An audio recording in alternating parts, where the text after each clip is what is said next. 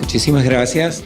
Mi declaración de conflicto de intereses, particularmente para este tema, y la agenda que quiero seguir tiene los siguientes puntos. En primer lugar, a mí me parece que lo resaltante en el 2015 en esta área de los anticoagulantes orales directos tiene que ver con lo que se denomina el ciclo de vida de un producto.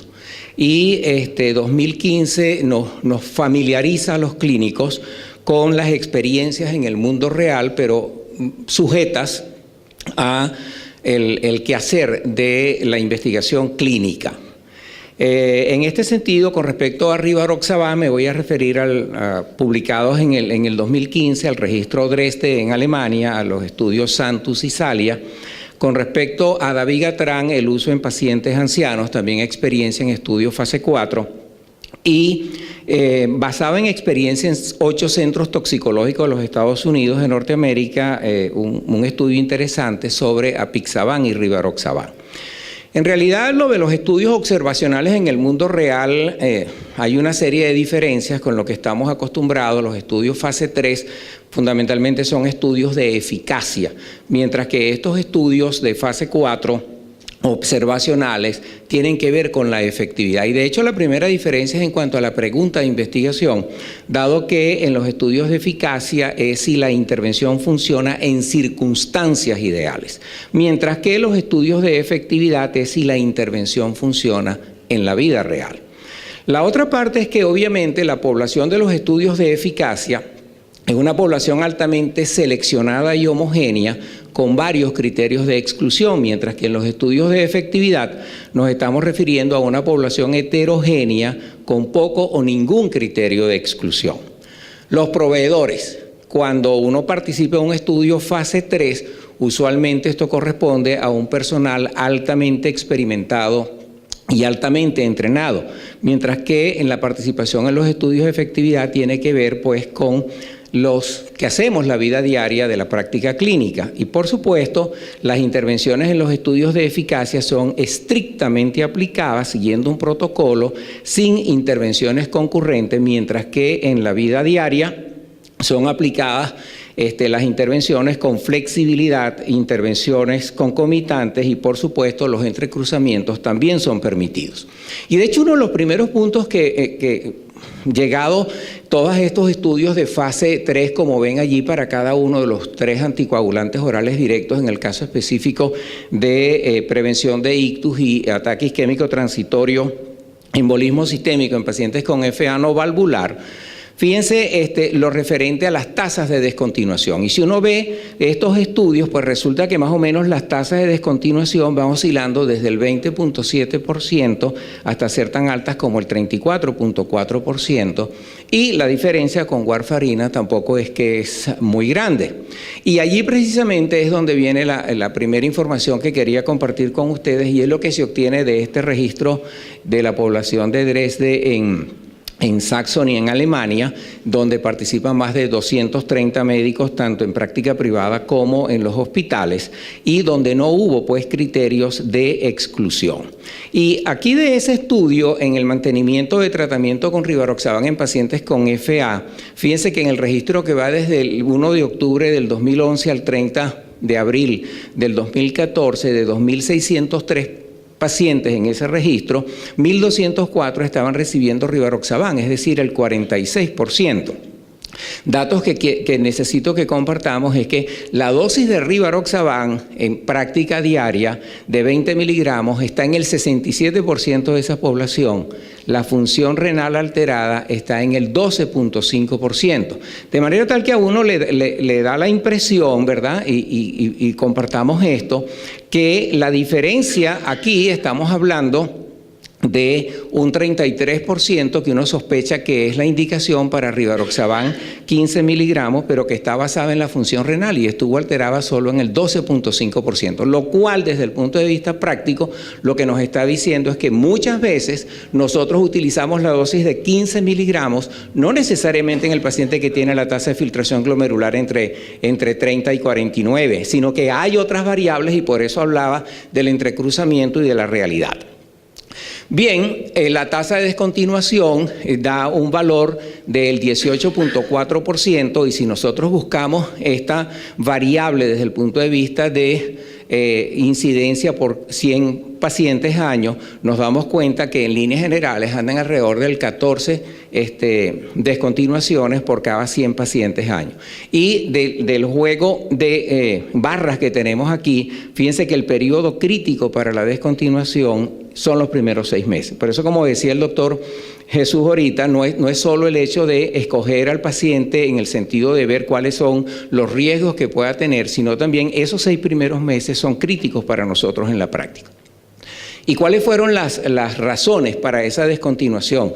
Fíjense que el sangrado representa el 30%, los eventos adversos diferentes al sangrado es el 24.2%, deterioro de la función renal 8.1%, y esto lo digo porque no basta con hacer simplemente la primera determinación de creatinina y el cálculo de la tasa de filtración glomerular en la primera visita, sino que debemos hacer una monitorización de esa función a lo largo del tiempo.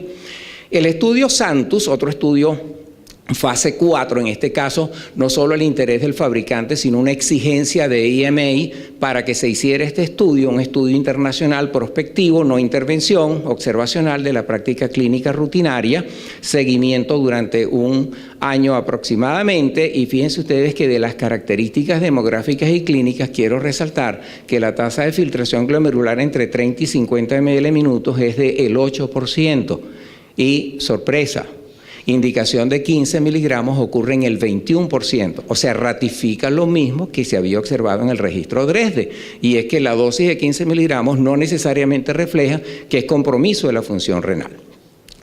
Si uno compara dentro de lo permisivo que puede ser ver los resultados de Rocket con un CHACS-2-VAS, recuerden, promedio de 3.5 versus el que se obtuvo en Santus, que fue de 2,0, y una tasa de antecedente de ictus, TIA y embolismo sistémico del 55% en los pacientes de Rocket y solo el 19% en los pacientes de Santus. El juego de columnas que ven acá con respecto a puntos finales de desenlace como ictus y embolismo sistémico, todos los tipos de ictus, muerte, sangrado mayor, hemorragia intracraneal y hemorragia gastrointestinal. Fíjense que en la vida diaria, no podemos hacer comparación, no podemos sacar un valor de P, no podemos sacar intervalos de confianza porque no corresponde desde el punto de vista metodológico, pero en realidad se asemeja mucho. Es decir, en la práctica diaria el estudio Santus da información de que se mantiene lo que se observó en el estudio fase 3. Y aquí esto es interesante porque resulta que cuando uno ve la dosis de 15 miligramos, pues tanto los eventos tromboembólicos como el sangrado mayor y la mortalidad total fue mayor en los pacientes que estaban recibiendo 15 miligramos. Y aquí viene una primera alarma, pero esto merece un análisis un poco más profundo porque hay que ver por qué esos pacientes se tomó la decisión de que recibieran 15 miligramos cuando no hay una correspondencia con el antecedente de la función renal.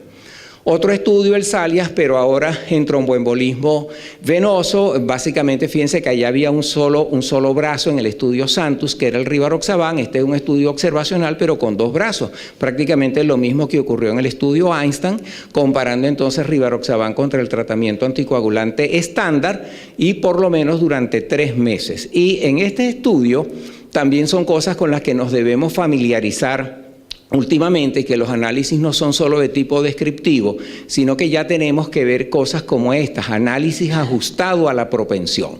¿Por qué? Porque estos estudios observacionales no son aleatorizados y estos análisis ajustados de propensión no son más que recursos que ofrece la metodología estadística para lograr entonces minimizar las diferencias de características basales entre los grupos que se vayan a comparar.